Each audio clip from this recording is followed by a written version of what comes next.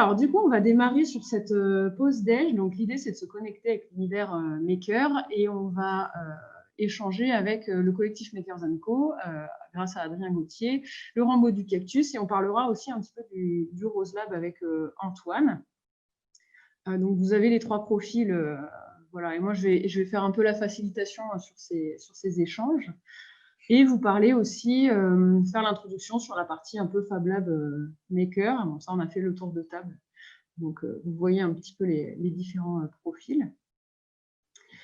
Donc, pour ma part, j'ai travaillé plusieurs années dans un Fab Lab où j'ai pu rencontrer certains d'entre vous, donc au Fab Lab Artilect, qui était un des premiers Fab Labs en France. Je vais faire rapidement un point pour ceux qui ne connaissent pas trop sur les Fab Labs. En fait, ça a été mis en place, ça a vu le jour en fait aux États-Unis, au Massachusetts Institute of Technology. Donc, c'est une université en fait à Boston, et il y a un professeur qui s'appelle Neil Gershenfeld qui a en fait proposé à ses étudiants d'avoir accès à des machines et à des outils pour fabriquer leurs projets et vraiment les rendre concrets. Et en fait, il leur a proposé donc des temps en fait de prototypage et de maquettage pour que les projets voient vraiment le jour et qu'on ne reste pas uniquement dans le monde virtuel, mais qu'on passe vraiment au faire et à tester ces produits pour de vrai. Et en fait, de là sont nés donc les Fab Labs. Donc Fab Lab, ça veut dire en fait laboratoire de fabrication. Et c'est des ateliers qui ouvrent petit à petit un peu partout dans le monde. Donc c'est né au MIT en 2001, donc c'est assez récent hein, comme mouvement. Et l'idée, ça va être d'avoir un espace en fait partagé, voilà, un atelier partagé avec des outils et des compétences, mais surtout voilà, un réseau de personnes, en fait, une communauté qui va pouvoir échanger sur des projets et faire en sorte d'apprendre de pair à pair, donc de partager des connaissances et des savoirs sur des outils ou des machines.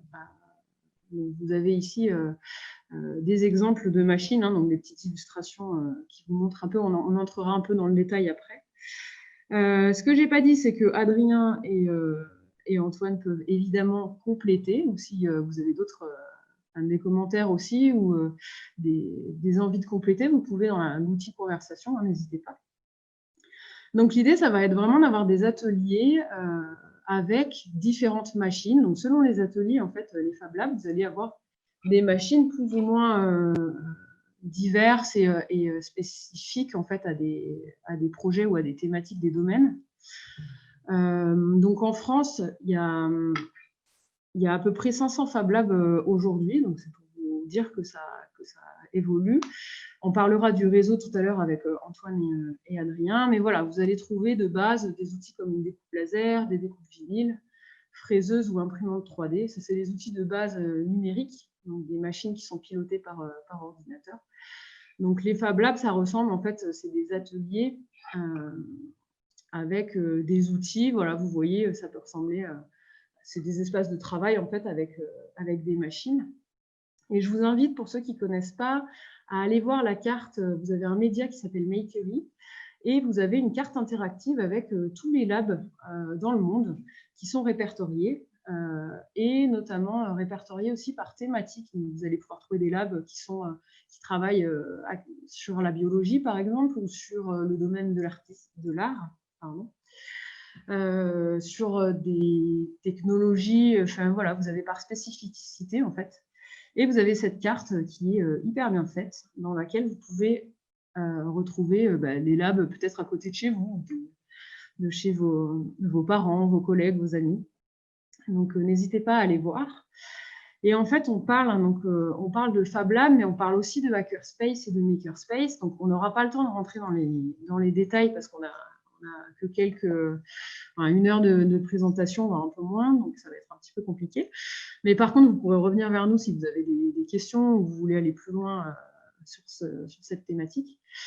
Donc, Hackerspace, on entend plus tout ce qui est domaine du hack, du hardware, donc du logiciel en fait. Le Makerspace, on va englober vraiment tout ce qui est du faire, et c'est de ça dont on va parler aujourd'hui. Donc, on est vraiment sur Makerspace, le faire, donc ça peut être de l'artisanat, ça peut être On est vraiment dans la fabrication. Sur les Fab Labs, on est plus sur du prototypage où voilà, on va essayer de créer un produit en fait. Donc voilà pour ça. Et je vous ai mis des exemples de projets donc, que Adrien et Antoine aussi connaissent.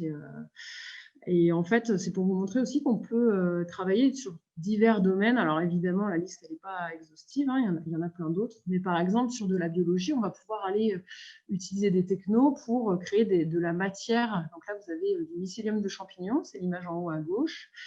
C'est une matière en fait 100% biodégradable qui est faite à partir de mycélium de champignons. Donc c'est la racine du champignon qui va permettre de solidifier en fait cette matière et d'avoir par exemple un isolant complètement biodégradable qui pourrait remplacer par exemple le polystyrène dans les emballages. Vous avez aussi dans les Fab Labs la possibilité de travailler sur tout ce qui est électronique, de créer par exemple des drones, des objets connectés.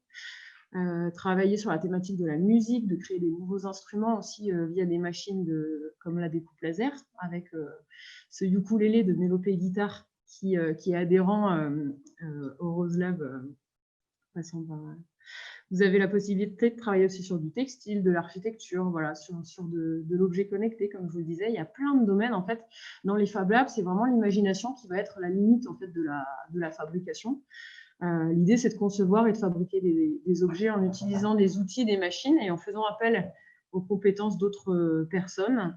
Et je vous invite vraiment à aller à aller vous renseigner si vous êtes intéressé. Vous allez trouver plein de documentation sur des projets, sur comment fabriquer divers objets, puisque l'idée, c'est aussi d'être en libre de droit, hein, donc de partager des objets, d'avoir de la documentation aussi sur ce qui est fait dans les labs et de permettre au réseau de réutiliser cette doc et toute la matière en fait, qui est fabriquée dans les Fab Labs. Donc ça, c'est vraiment une présentation assez succincte de ce qui est un Fab Lab et voilà, de comment les gens travaillent à l'intérieur et de ce qui peut être créé dans un Fab Lab. Je vais laisser la parole à Antoine justement sur ses activités. Donc Antoine, il est maker et vous allez un peu comprendre lui sa manière de voir l'univers maker et c'est intéressant parce qu'il a une grande place aussi avec le réseau français des Fab Labs, dans le réseau français des Fab Labs et dans le réseau, le Red Lab, le réseau d'Occitanie. Antoine, je te laisse la suite. Très bien, merci beaucoup. Tu peux tout de suite aller sur l'autre diapositive. Donc, je vais juste rajouter par rapport à ce que disait Kerry sur toute la sémantique autour du make. Le mot le plus important qui va être le plus générique, c'est le maker. Moi, j'ai mis très longtemps à comprendre exactement ce que pouvait être un maker. Et en fait, pour le résumer, c'est très, très simple. C'est 3 composantes. La première, c'est de faire par soi-même. En 2, c'est de faire avec les autres. Donc, c'est de là où on dépasse simplement le do-it-yourself. Et enfin, c'est qu'il faut se déclarer maker. Et c'est vraiment une appartenance parce qu'une fois, si on ne définit pas ça, c'est-à-dire que même un cuisinier qui fait ses propres pâtes peut devenir lui-même maker, mais il ne va pas se déclarer comme tel. Et donc, c'est toute la question. Le mouvement maker n'a aucune limite puisqu'on peut tout fabriquer, sauf des armes. Et ça, c'est une limite qui est définie par le MIT. Voilà. Ça serait notre seule limite. Là, une présentation de moi très, très intéressante. Mais en tout cas, ce qui est le plus important, c'est les 2 dernières lignes. C'est que je pense vraiment que le mouvement maker et de tout ce qu'on fait, on est en train de bouger les lignes. On est en train de fabriquer une autre société parce qu'en fait, elle est faite de faire ensemble. Ce qui est important. Tout le monde est producteur et acteur de ce mouvement et on passe par de la connexion. Donc là, on rejoint plutôt une autre valeur une autre notion que sont celles des Fab Labs, mais aussi de la Fab City, de la Fab Région, du Fab Pays, je pourrais même dire. C'est comment on produit localement et on est globalement connecté. Comment on met à notre service tout ce qui est les moyens de communication numérique, tout en étant sur une production très locale, qui peut être de la fabrication numérique ou de la fabrication aussi conventionnelle ou analogique. La différence, c'est qu'il y en a une qui va être pilotée par ordinateur, l'autre, ça va être manuel, et encore une autre plutôt avec de l'électronique ou de l'électrique. On fabrique. Et dans ce que disait Kerry, par exemple, c'est que le Fab Lab, il a énormément évolué. Et en France, on est les rois pour faire ça. Ça veut dire qu'on a récupéré un concept très américain et on en a fait autre chose. Déjà, on est un des pays où il y a le plus de Fab Labs. dans le monde entier. C'est-à-dire que nous, on en est à peu près à 400 et il n'y en a pas un qui se ressemble. Un Fab Lab chez nous, ça peut être porté par une collectivité, ça peut être associatif, ça peut être d'entreprise, et ce que je vais vous présenter là. Et néanmoins, en fait, la véritable idée… Ouais, non, mais je peux mettre l'autre. L'autre idée, elle est là, c'est de faire par soi-même. Et ça, on doit le faire dans tous les vecteurs et les synergies possibles. Donc, j'aime bien me définir. Donc, ça, c'est une présentation que j'ai faite pour des étudiants au Fac Lab, qui est le premier diplôme universitaire de notre mouvement. Ce diplôme universitaire parisien, il est important parce que c'était la première fois où on a défini un peu plus nos métiers. Par exemple, Kerry, elle le dit pas souvent, mais c'est une des premières femmes managers françaises. Et ça a été une icône parce qu'on a créé nos propres emplois. Et par rapport à il y a encore 5 ans, où on n'avait que le Fab Manager, maintenant il existe, moi je suis directeur, mais j'ai aussi des collègues qui sont animateurs makers, il va y avoir des gestionnaires de projets, etc. Et donc on est en pleine structuration et en même temps toujours en déstructuration, ce qu'on aime bien faire, on est en tout cas en mouvement. Et on définit des nouvelles façons de travailler qui rejoignent pas mal les tiers-lieux, donc des espaces entre la maison et le travail. Donc moi, qui je suis ? Je suis pas mal de choses, mais avant tout, je suis juste un maker. Donc, ce que je vous disais, je fais par moi-même et avec les autres. Donc, dans un sens, je suis directeur du Rose Lab. Juste avant de ça, et je l'ai gardé, c'est que je gère le Rambo du Cactus, qui est je ne sais plus trop maintenant ce que c'est statut juridique, puisque je suis en train de le modifier. Mais en tout cas, c'est un projet de tiers-lieu maker à vélo. C'est comment de toutes les synergies qu'on peut retrouver, que ce soit aux IF, que ce soit au Rose Lab, que ce soit aussi à Artilect à l'époque ou à Créatech, ou etc., dans tous ces lieux-là, c'est comment on peut matérialiser en mobilité ces espaces. Parce que pour moi, par exemple, ces tiers-lieux, ils sont à la fois un réceptacle d'une synergie, on se sent différent. Il y a les machines pour la partie Fab Lab, il y a aussi les savoir-faire pour tous les autres tiers-lieux, et comment on peut l'emmener en mobilité. Et donc, pour moi, il fallait à la fois avoir un objet, donc qui est une remorque à vélo, un objet qui va pouvoir créer cette synergie-là, héberger à peu près tout ce qu'on veut. Donc, ça veut dire qu'il peut devenir un espace, une volière à drone, il peut devenir un cuisine lab, un Fab Lab, un espace de concertation, un living lab. Et en même temps, ce qui va être important, c'est celui qui va le piloter, qui va le faire rouler, qui est l'animateur maker. Donc, c'est pour ça que je travaille avec Clément. Clément, qui est notre animateur et que vous retrouverez dès qu'on aura le droit de sortir avec le vélo. Donc, ce vélo, je l'ai pensé en fait directement. C'est une autre façon de travailler. Non, tu peux le remettre juste avant, s'il te plaît, Kerry. Je l'ai pensé en fait avec ce que je savais faire, donc la Fab City Toulouse, c'est un révélateur de l'écosystème en place. Et tout de suite, en fait, chez nous à Toulouse, on a la chance d'avoir un collectif qui s'est monté sur la mobilité. Donc, je me suis rapproché de Makers & Co, qui faisait des tiny labs, vous pouvez voir aux IF, et on fait ensemble. Donc après, à côté de ça, je crois beaucoup au jeu à échelle. Et le jeu à échelle, ça veut dire quoi? C'est comment on peut comprendre notre besoin le plus proche, donc ça va être par exemple la communauté du Rose Lab, et après l'élargir à différentes échelles, que ce soit l'échelle de la ville, la Fab City Toulouse, l'échelle bientôt du département, de la région et du pays. Et donc c'est pour ça que je suis dans tous ces réseaux-là, pour permettre en fait qu'on puisse changer d'échelle facilement, parce qu'il y a certains problèmes et certains besoins qui ne vont être que pour la ville et qui ne vont pas concerner une échelle plus globale, tandis que d'autres vont nécessiter d'avoir une approche plutôt nationale. Donc là, tu peux changer s'il te plaît, Kerry. Merci beaucoup. Donc, le Rambo du Cactus, je vous l'ai expliqué. Et si on peut passer au Rose Lab, s'il te plaît. Donc, le Rose Lab, un super espace. Tu peux aller encore à la slide d'après. Moi, je vais avancer un peu. Très bel espace, en pleine mutation maintenant. Donc, voilà. Le Rose Lab, c'est ça. Donc, c'est hébergé à la Cité. La Cité, c'est un véritable projet. Je pense que il y a une affiliation directe entre ce qui a pu se passer au multiple avec la réunion du coworking porté par les IF et de ce tiers-lieu qui était très tourné vers une approche sociale, une approche de faire ensemble différente et un côté très fabrication porté par Artilect. Nous, c'est un peu la même synergie, sauf que c'est pas porté par Toulouse Métropole. Enfin, il n'y a pas un lien que Toulouse Métropole, c'est la région Occitanie qui a porté ce lieu. C'est 3 grandes halles qu'on voit bien, on voit bien là. Et donc, nous, on est sur la halle la plus à droite, je crois. Ouais, c'est celle-ci. On est là, entre les 2 points communs. Donc, c'est un Fab Lab de 800 mètres carrés. Donc, c'est un des plus gros Fab Labs de France. Nous, on parle de Fab Lab parce qu'on a gagné un appel à projet Fab Lab. Mais en vrai, à l'intérieur, on retrouve un makerspace, un hackerspace, un media lab, bientôt peut-être un biolab. On va retrouver toute la sémantique, puisque nous, la véritable question, on est une équipe jeune, c'est pas de se poser des questions sans cesse sur les mots, mais plutôt de faire. Et c'est comment on fait différemment des objets de A à Z. Ça veut dire qu'on va partir de l'idéation, de comment on pense un besoin, un objet, jusqu'à le fabriquer. Et on va aller jusqu'à le valoriser, le communiquer, etc. Donc là, vous avez un peu les détails de tout ce qu'on peut retrouver au Rose Lab. Nous, par exemple, là, aujourd'hui, il y a Adrien avec moi. Il est tout le temps là parce que c'est un des principaux partenaires, parce qu'on travaille ensemble. C'est vraiment un bijou qu'on nous a donné et on l'a équipé des véritables besoins. C'est un outil qui est assez gros parce qu'il doit répondre à une échelle régionale et c'est comment il devient un appui de l'ensemble du réseau. Plus qu'il vient simplement être un nouveau Fab Lab dans l'écosystème toulousain.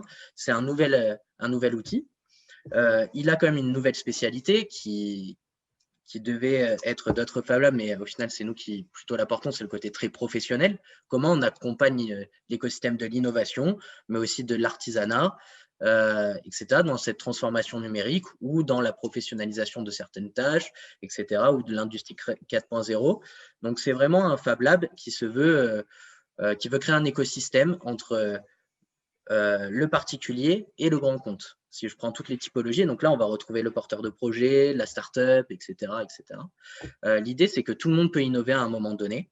Tout le monde va avoir différents objectifs et c'est comment on accompagne cette innovation-là. Nous, comment on voit les choses, c'est on ne peut exister que si on travaille tous ensemble. Par exemple, on va travailler bientôt sur l'inclusion numérique, qui est notre sujet qu'on a mis en numéro 2 pour l'année 2021. On le voit en fait qu'en travaillant avec d'autres acteurs qui sont au cœur des problèmes. Nous, ce qu'on va apporter en plus, c'est par exemple un lien direct avec des grands comptes qui sont hébergés à la Cité, avec des startups. Et là, on va avoir une véritable capacité d'action. Et on va s'appuyer sur Makers & Co, sur les IF, sur comment on peut travailler en synergie. Et donc voilà ce que pourrait être un Fab Lab, c'est le faire ensemble et le faire par soi-même. Super, merci beaucoup Antoine. Alors pour les questions, vous pourrez lui poser à la fin, puisque maintenant on va laisser la parole à Adrien sur Makers & Co.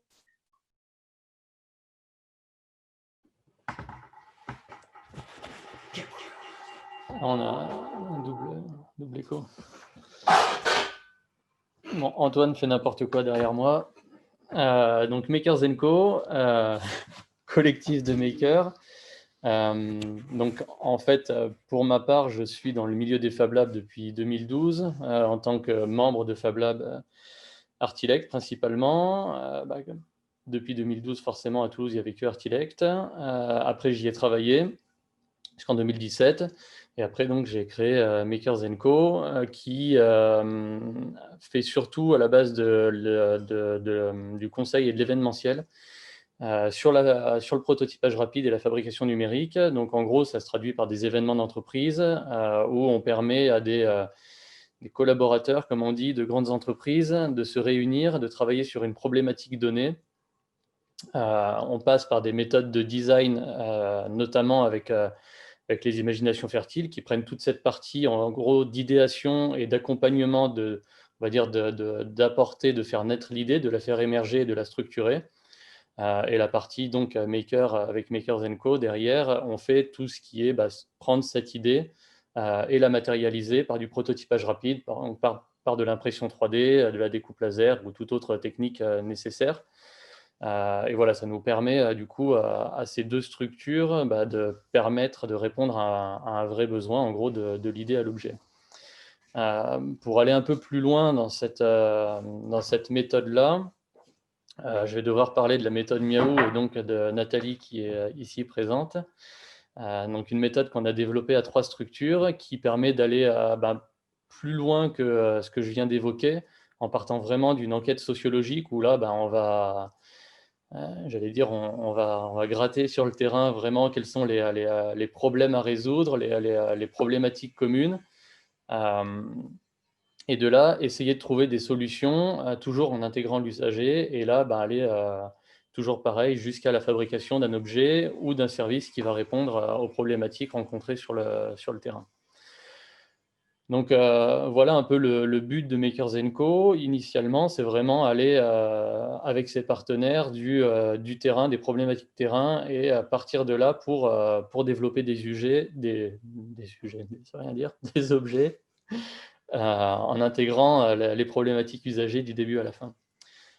Pour ce faire, on a développé un outil du coup il y a 2 ans maintenant qui s'appelle le Tiny Lab, que vous avez pu voir à Bellefontaine pour certains, que vous avez sur la photo là. Donc il y a une tiny house aménagée en Fab Lab.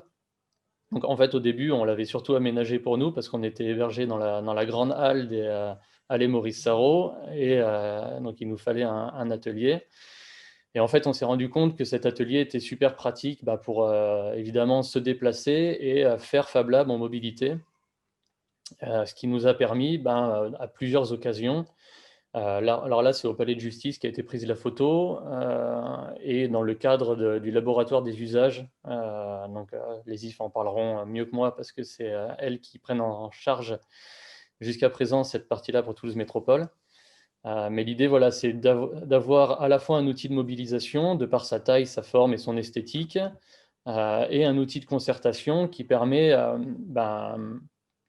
d'attirer un peu les gens et de les mettre en confiance autour de différents sujets, ce qui a été très utile dans une des études qu'on a menées du coup avec School et les imaginations fertiles. Au sein du Grand Mirail, donc Rennery et Bellefontaine, au cours d'une étude sur les NEET, donc en gros ce qu'on va dire les invisibles, entre les jeunes invisibles.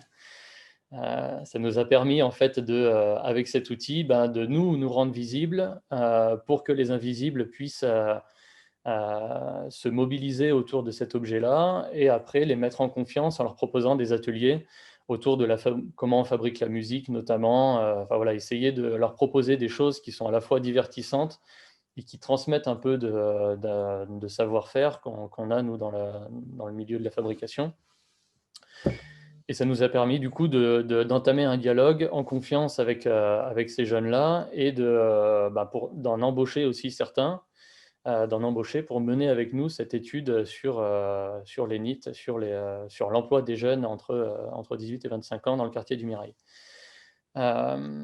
Je parle principalement de cette étude-là parce que le Makerspace se trouvera à Bellefontaine et que la Tiny est déjà à Bellefontaine et que du coup elle fait partie un peu du quartier, et du moins elle symbolise une partie de la vie maker dans le quartier du coup. Et on aimerait pouvoir l'utiliser pendant l'étude. On est en train de mener une étude de faisabilité, on en reparlera pour le Makerspace de Bellefontaine. Et du coup, on va l'utiliser comme un peu Makerspace ou Fab Lab temporaire et mobile pour construire le Makerspace qui sera au sein du tiers-lieu porté par les IF.